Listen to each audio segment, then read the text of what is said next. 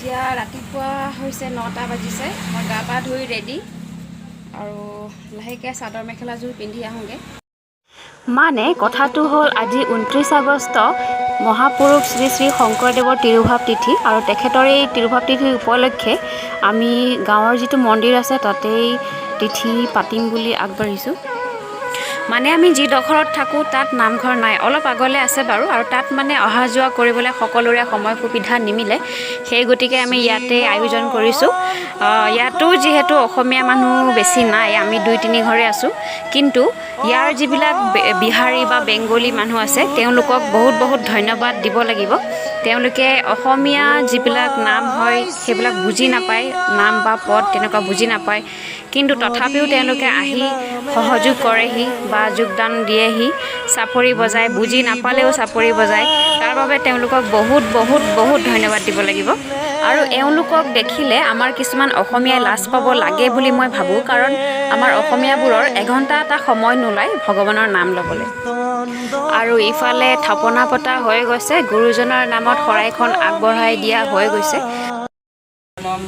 দৈৱকী হিৰয়া নন্দন কৃষ্ণং বন্দে জগত গুৰু হৰি ৰাম ৰাম আৰু আমাৰ টিকলুটোকো লৈ আহিছোঁ কিবা এটা শিকক বুলি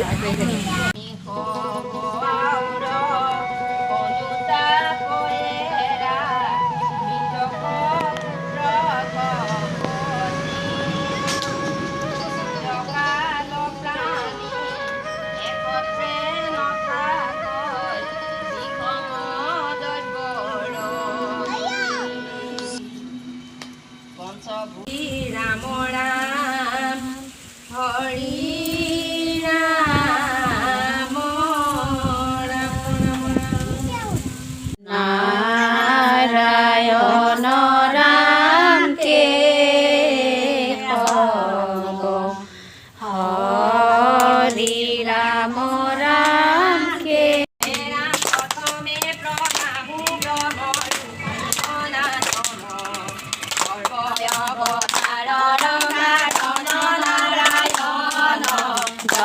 হৰি গোবিন্দ নাৰায়ণ ৰাম কে কব হৰি ৰাম ৰাম কে কব হৰি কব হৰি ৰাম ৰাম কে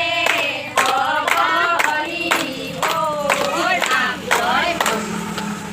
ৰাম শংকৰদেৱ ধুনীয়া দয়া চাপি লগৰ সমনীয়া বেৰি বেৰি সুন্দৰ কৰিয়াৰ বৈকুণ্ঠ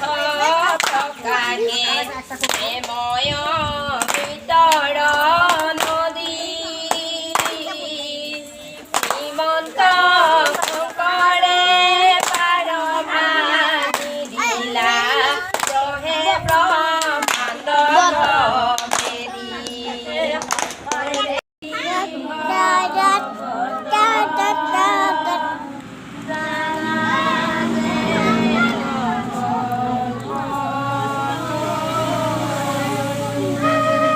আৰু এনেদৰে থুলমূলকৈ শংকৰদেৱৰ তিৰুভাৱ তিথি সম্পন্ন কৰা হ'ল